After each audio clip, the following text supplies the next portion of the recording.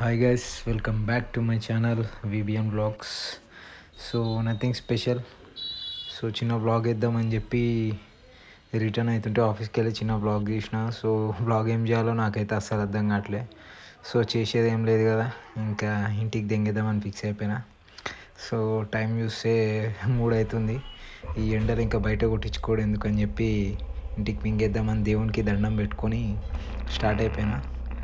So అదే guys, చాలా రోజుల తర్వాత తీసిన. సో అది గోప్రో చెక్ చేద్దామన్నా, ఉందా బతుకుందా చచ్చిపోయిందా గోప్రో అని చూద్దామని చెప్పి అట్లా తీయడం జరిగింది.